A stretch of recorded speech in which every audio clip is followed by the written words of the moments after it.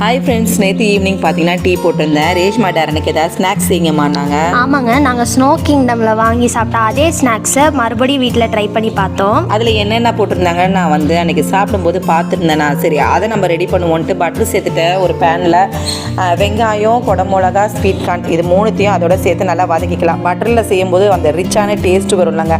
அதனால் தேவையான அளவு கொஞ்சம் உப்பு சேர்த்துட்டு நான் நல்லா வதக்கி எடுத்துக்கிறேன்.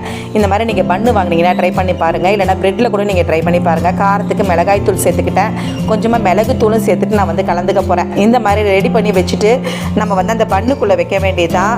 ட்ரேயில் பட்டர் தடவிட்டு பண்ணை ரெண்டாக கட் பண்ணிவிட்டு அதில் நம்ம வதக்கி வச்சுருக்க காய்கறிலாம் வச்சு கொஞ்சமாக சீஸும் வச்சுட்டு ஒரு 10 நிமிஷம் நான் ப்ரீஹீட் பண்ணி வச்சுருக்கேன். அதுக்குள்ளே எடுத்து வச்சு ஒரு 10 நிமிஷம் வச்சு எடுத்தால் நம்மளுடைய சூப்பரான சீஸ் பன் ரெடி ஆகிடும். ஸ்வீட் கார்ன் சீஸ் பன் ரெடி ஆகிடுங்க.